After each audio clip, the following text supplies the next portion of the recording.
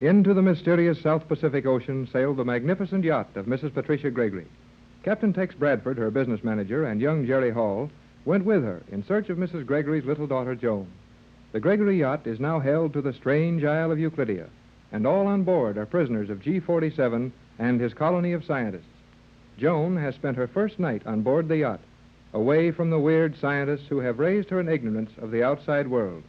The Gregory party is just leaving the yacht for their first daylight view of the island. Well, the island looks a lot different in the daylight. Everything sparkles just as if it had been polished. Does someone have to shine that stuff all the time, Joan? No, Jerry. The whole surface of the island, except the stone we are walking on, is made of some metal that never tarnishes. These buildings have looked exactly the same as long as I can remember, and they are never touched. It certainly is an island of wonders, even if they are terrible wonders. They won't be so terrible when we get back to our world with them. I'm afraid, Captain Bradford, that will never be done. Have there been many prisoners like ourselves, dear? A great many, and those who tried to escape are nowhere now. Gee, didn't they all try to escape? Oh, no. Most of the Euclideans started as prisoners, but they are as bad as the scientists now. I can't imagine anyone wanting to become a party to the scientific horrors being created here. What could the scientists offer these prisoners as a reward for staying and working with them? I've heard some of them talking, and most of them were people who were not satisfied with their life in the world or their position in it.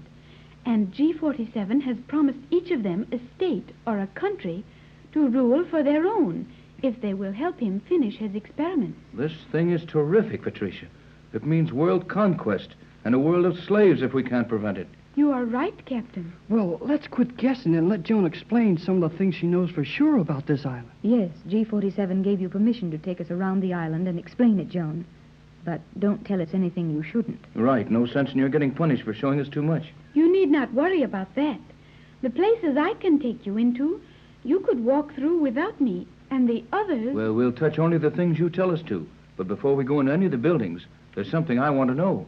Something about this concrete or stone that we've been walking on. I know about that. You want to know why your shoes make no sound when you walk on this surface. You bet we want to know. Pretty near scared us to death when we were walking around in the dark here last night, and we couldn't even hear our shoes hit this stone. It felt as if we were walking on a heavy carpet, yet this is smooth and hard as cement. I know how that is done. They made this island out of stone, or something hard like stone. Then they painted it with the noiseless paint. A true soundproof paint. Pat, when I get back to the States and take that formula to the studios, I'll be rich. Hey, wait a minute. What happened, Jerry? Oh, nothing happened, but I just got something you said. What did I say? Well, you said when they made this island. You just mean when they fixed up the top of it, don't you? Not at all. G-47 explained the construction of this island quite lucidly. A hidden coral reef was utilized as a base, and the island gradually built up from the sea floor. The coral was used to form this hard substance we are walking on. So it is quite obvious, Jerry. They made the island. But that would have taken years and an army of men. How many people are there on this island? I think 250. Golly whiskers. Where do they keep them? There can't be more than a dozen of these little steel buildings on the island, and I know most of these are radio rooms and defense chambers. Where are the people? Everyone lives on the lower levels, and most of them work there. Lower levels? How far down does this thing go? There are 10 levels below us, 100 feet. Gee whiz. Gee whiz is very good at this time, Jerry. 100 feet deep. And about 1,000 feet across, eh, Joan? The main circular part of the island is 600 feet in diameter. It is 800 feet between the control houses halfway out on the piers and 1,000 feet to the ends of the piers. Then those piers are 200 feet long. How many of them are there? 12 piers and 8 submarines. Huh? 8 what? Submarines? Why, this is a complete fortress. Where are the submarines now? They are kept between the piers, deep in the water. You enter them from the 50-foot level. Submarines anchored 8 fathoms down, and you board them there. Oh, this is so big it's hard to believe. And think of the damage they could do to the world. Well, what are these little bowl-shaped places on the island floor or roof or whatever this thing we're walking on is called? It is called the roof when we are up here and the ceiling when we are under it. There you are, Pat. I deserved it. What are these little bowls, Joan, dear? It is in those we have our palm garden during the safe days. What do you mean, safe days? When there is no ship near us and the fog ring is let down, the sun comes in, and then we grow a palm garden. You grow a palm tree garden in these holes when you want it? Well, that is a comparatively elementary demonstration. The chief agriculturist puts a small quantity of chemical soil in these receptacles, exposes them briefly to the light of sub-ultraviolet ray, then plants palm seeds in them, and in approximately 280 seconds, the island is suitably shaded by palm trees of mature growth. Oh, boy, oh, boy. Have you actually seen that happen, Joan? Certainly, Mother. When the ocean is free of danger and the governing body wishes to train the colony in conduct in worldly agriculture. But what if a ship were to come upon you suddenly, or an airplane fly over? It would take time to get rid of those trees. Only a few seconds, Captain. Just some other chemical put upon them, and in a moment they are only minute piles of vegetable ash in the bowls. Then the fog cloud is thrown around the island while that is happening. The magnetic ring is turned on, and ships pass by without even suspecting the existence of Euclidia.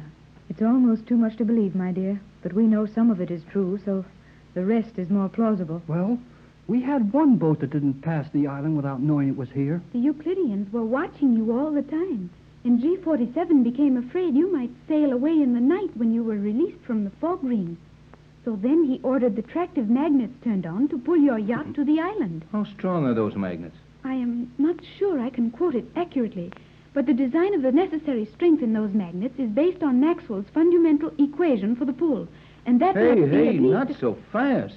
Even if you know all that, I don't want to hear it. All I want to know is how large a boat they will pull to the island, and how far at sea this pull may be felt. I know that some boats have been pulled in which were longer than the piers and had to be destroyed at once as the fog ring would not conceal them. Jiminy Christmas. What happened to the people on those boats?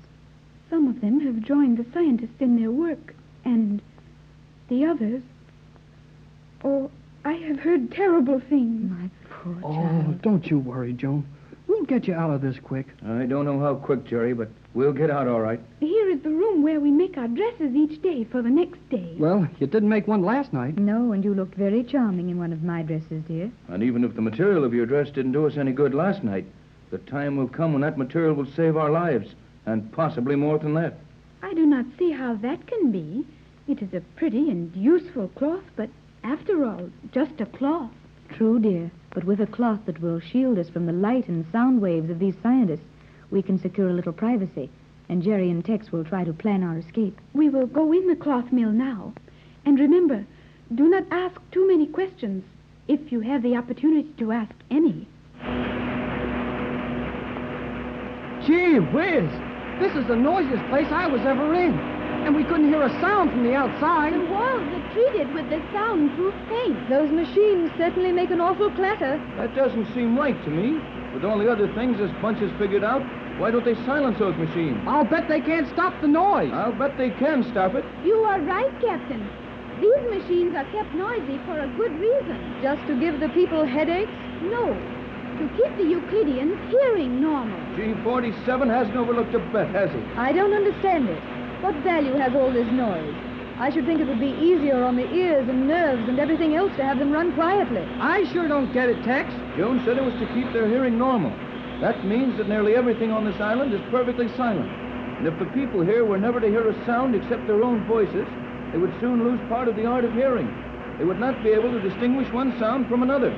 Many men have come here, Captain Bradford, but no one else has ever grasped the true reason for these things as you do. I can see why G47 wanted you here. I understand it now, and you are a clever man, Tex. These men here were really afraid to have you continue your experiments in our world. They wanted your brain here. That's why the yacht was allowed to reach the island. Well, we came to find Joan, and we got her.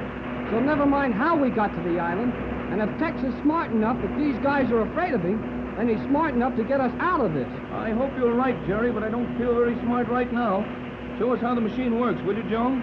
You will notice that large hopper at the intake side of the room, where they are putting the Macrocystis perifera in.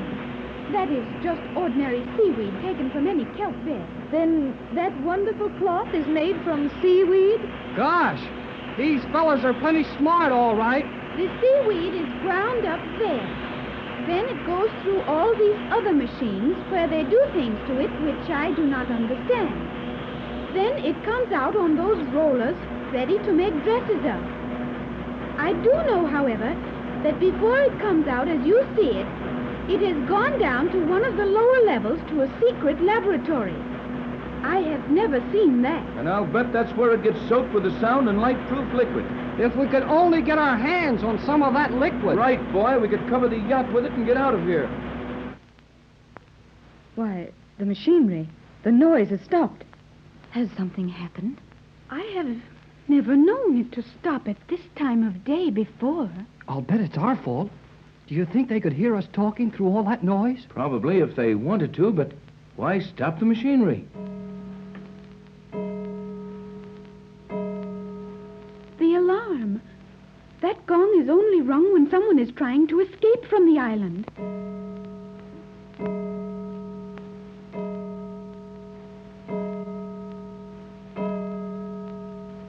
Strokes. That means near Pier 5. Your yacht is anchored at Pier 5, Mother. Someone must be trying to escape from your yacht. I'll bet the skipper's trying to take a rowboat out. Boy, I hope he makes it.